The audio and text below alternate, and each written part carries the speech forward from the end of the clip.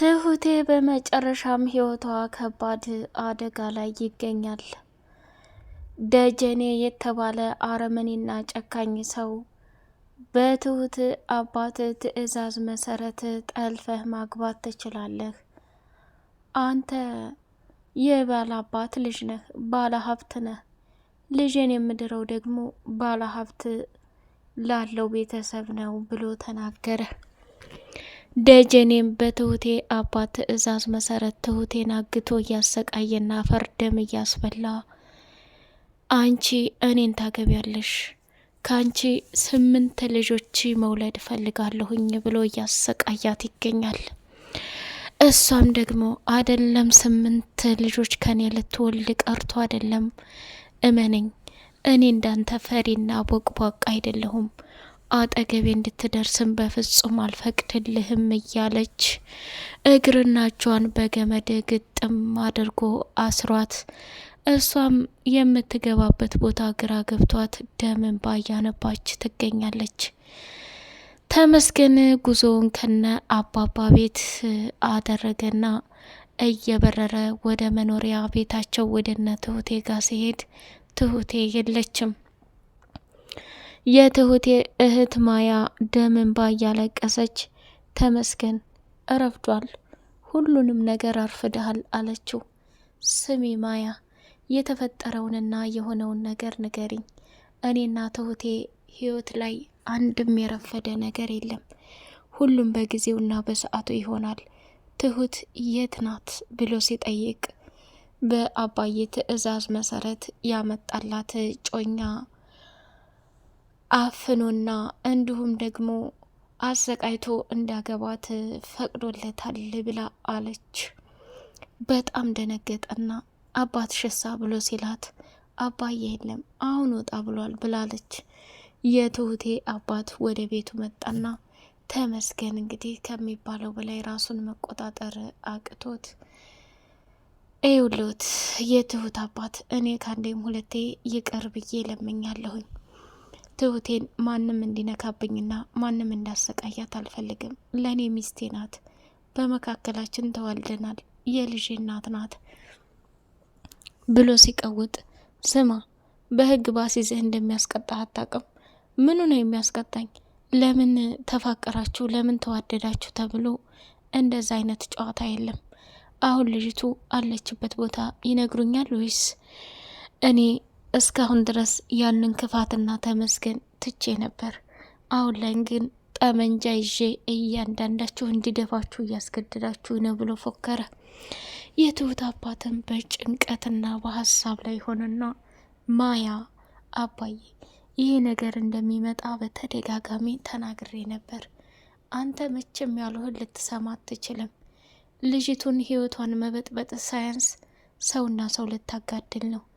አባዬ አንተ ለእንዲህ አይነት አረመኔና ራስ ወዳድ ደጀኔ ትሁቴን ከምትድራት ይልቅ ለልጁ አባት ተመስገን መዳር አለብህ። የድሮ ባህሪና ማንነቱ ተቀይሯል። አንተም ይቅር ብለሃል።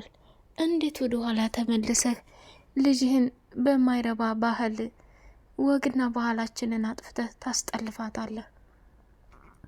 እሱ እኮ ዝም ብሎ ሰውን መቀጥቀጥና መደብደብ የሚያስደስተው አረመኔና ራስ ወዳድ ሰው ነው።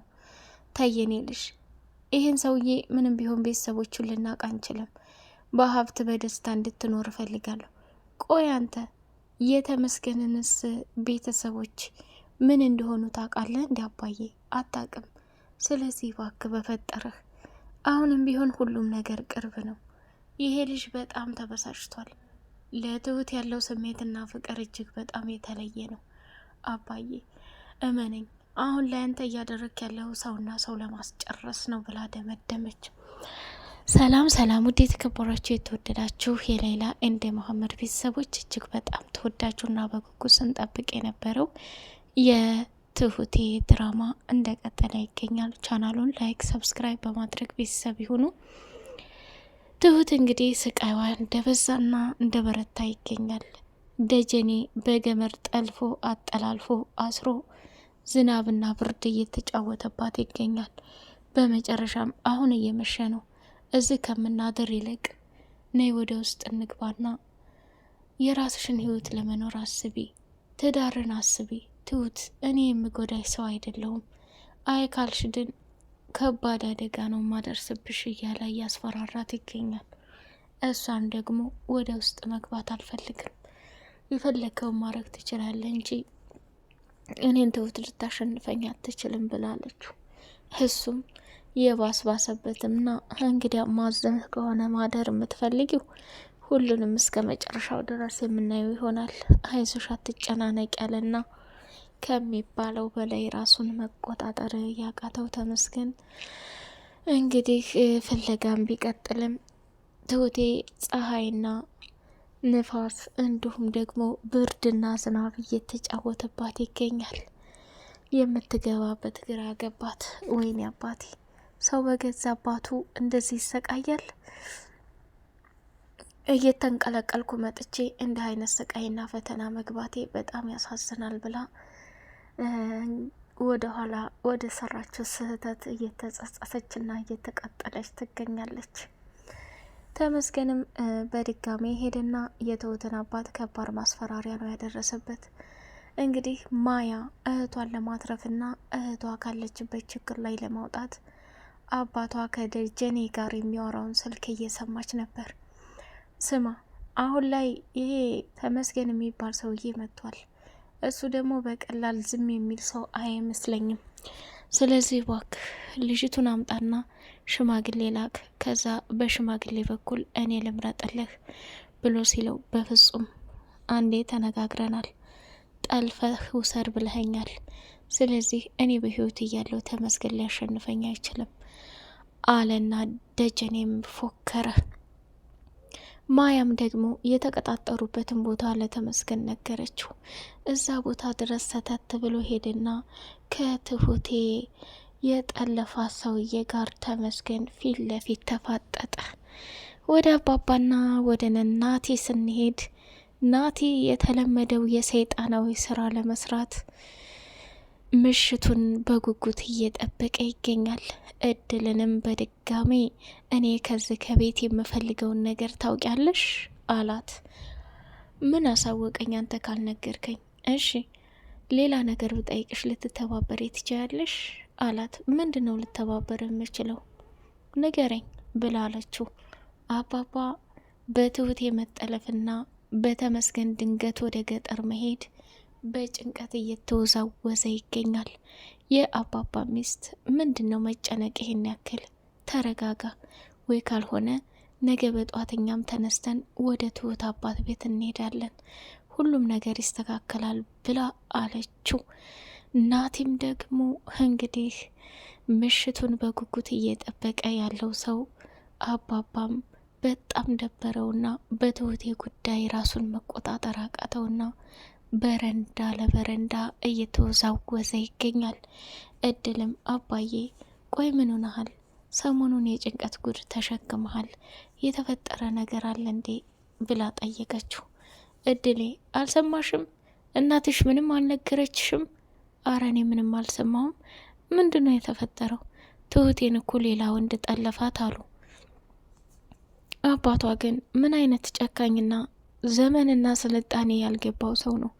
በአሁን ሰዓት ሴት ልጅ እንደዚህ ማድረግ የቀረ ነገር እኮ ነው። ወይኔ ትሁቴ እና ተሞ ወደ ገጠር ሄደው ለዚህ ነው እንዴ?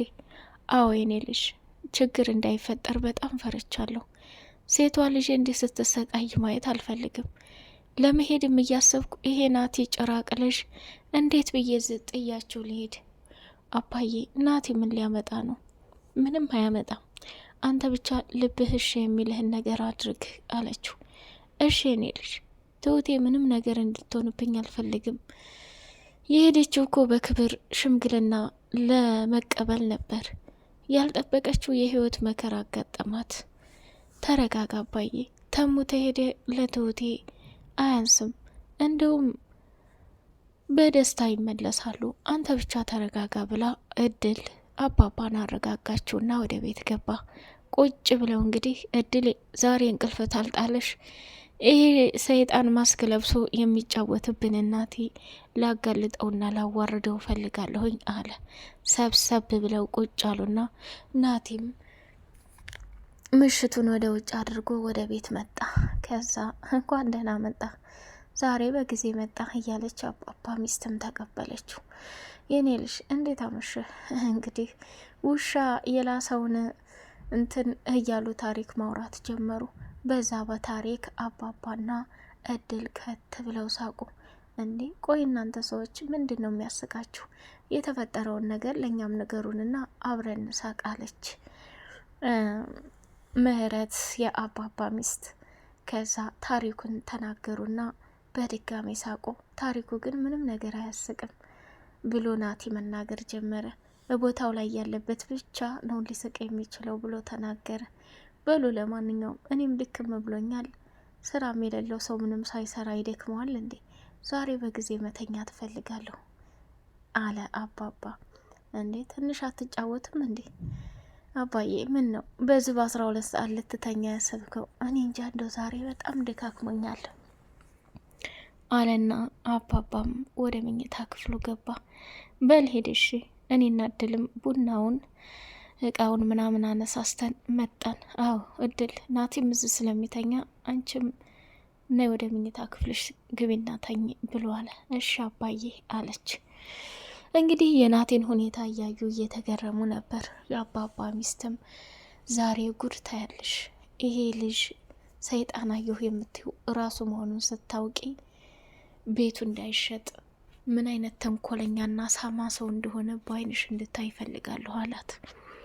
ናቲም የሰይጣን ልብሱን ለባበሰና ማንም በሌለበትና ጭር ባለበት ሌሊት ወደ ደረጃው ሊንጠለጠል ሲል አባባና ሚስቱ እጇን አንጠልጥሎ ተደበቁ። እድልም ቀስ ብላ ወረደች። ናቲም ወደ መኝታ ክፍል የአባባን ሚስት ሊያጨናንቅና ሊያስፈራራ የሄደው ሰው አባባ ሚስቱንና ንግስቱን ይዞ ሶፋ ላይ ቁጭ ብሏል። እድልም መጣችና አባዬ ተጋለጠ እንዴ ይሄ ከይሲ ብላ ስትል ገና ምንም አልተጀመረም ነይ ቁጭ በይ አላት። እንግዲህ ሶስታቸው ሶፋ ላይ ቁጭ ብለው እየተመለከቱት ነበር። ናቲም ደግሞ መኝታ ቤት ሄዶ ሲያጣቸው በጣም ደነገጠና አንገቱን አንጋጦ ፎቅና ደረጃ እያየ ሲመጣ ፊት ለፊት ቁጭ ብለው ሲስቁበት በጣም ደነገጠ። ፊቱ ላይ የለበሰውን ማስክ አወረደ። የአባባ ሚስት ምን አይነት አረመኔና እርጉምት ሰው ነው! ለካ እኔን እናተ ላይ እንድስታረገኝ የነበርከው አንተ ነህ? ምን አይነት ከይሲ ነህ አለችና ፍጥጥ ብላ ቀረች።